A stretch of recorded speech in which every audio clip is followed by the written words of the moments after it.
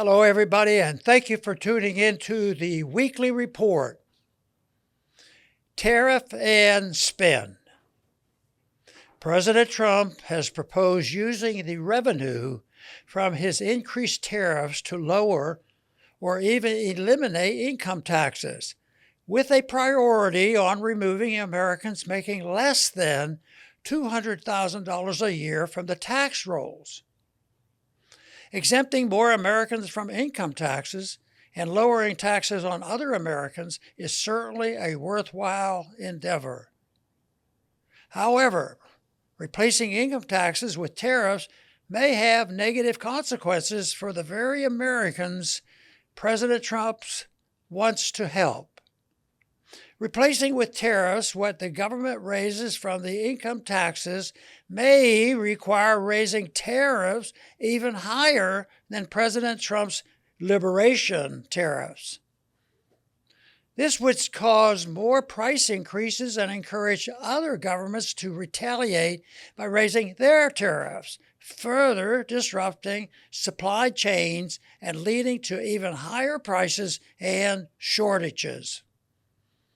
The negative impacts of tariffs could dwarf the benefits of lower or even no income taxes. Consumers can try to avoid tariffs on goods. Massive avoidance of tariffs could lead to the imposing of higher tariffs or new taxes. The reason politicians must play the game of offsetting tax reductions with tax increases is they refuse to make meaningful reductions in government spending. The government's favorite tax is the Federal Reserve's inflation tax because it is hidden. It is also regressive, making it the worst type of tax.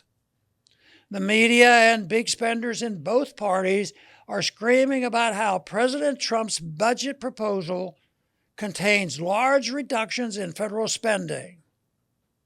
However, even if all of President Trump's $163 billion of proposed cuts are enacted in law, the federal government will still spend about $1.7 trillion next year in its discretionary budget.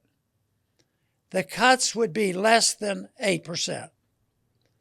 While President Trump is proposing many necessary cuts in federal agencies and programs, including those concerning the use of taxpayers' money to promote wokeness, his budget in increasing military spending to around $1 trillion.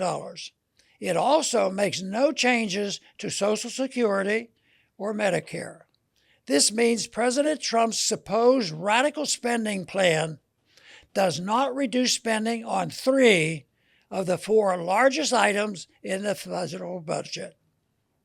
The fourth is interest payments on the national debt, which Congress cannot reduce except by cutting spending.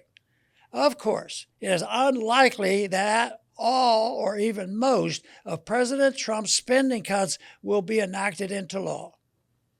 Prominent Republicans have already announced opposition to some of President Trump's spending cuts. Some Republicans' defense hawks, including the chairman of the Senate Armed Services Committee, have criticized President Trump's budget plan for not spending enough on the military. The truth is that if the president and Congress were serious about cutting spending, they would start by slashing the Pentagon's budget. Very little of the military spending actually goes to defending the American people. Instead, much military spending goes to maintaining a global empire and lining the pockets of the military-industrial complex. Does anyone believe the safety of Americans depend on the U.S. government maintaining over 700 military bases abroad? The fiscal crisis facing America is rooted in a larger philosophic crisis.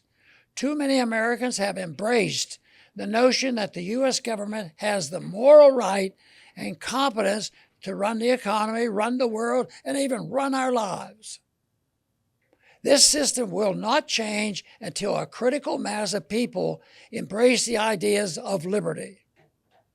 Those of us who know the truth must do all we can to spread the message of liberty, peace, and prosperity. Thanks for listening.